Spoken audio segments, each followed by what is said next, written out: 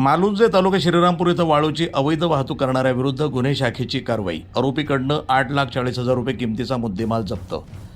माननीय पोलीस अधीक्षक यांच्या आदेशान्वये पोलीस निरीक्षक किरणकुमार कबाडी यांच्या मार्गदर्शनाखाली स्थानिक गुन्हे शाखेचे पोलीस उपनिरीक्षक संदीप मुरकुटे, पोलीस अंमलदार रिचर्ड गायकवाड, भगवान थोरात यांचे पथक तयार करून अवैध वाळू उपसा आणि वाहतूक करणाऱ्या इसमाविरुद्ध कारवाई करण्याकामी रवाना करण्यात आलं.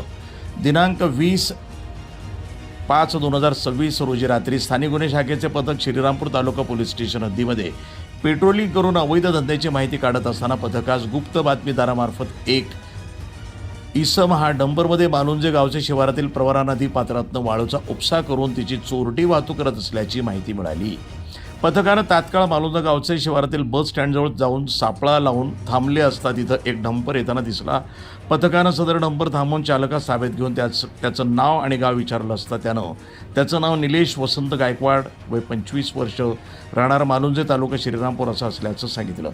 सदर इसमास डंपरच्या मालकाबाबत विचारपूस करता त्यानं डंपरचे मालक रणजित दिनकर बडाख, राहणार मालुंजे तालुका श्रीरामपूर असं असल्याचं सांगितलं.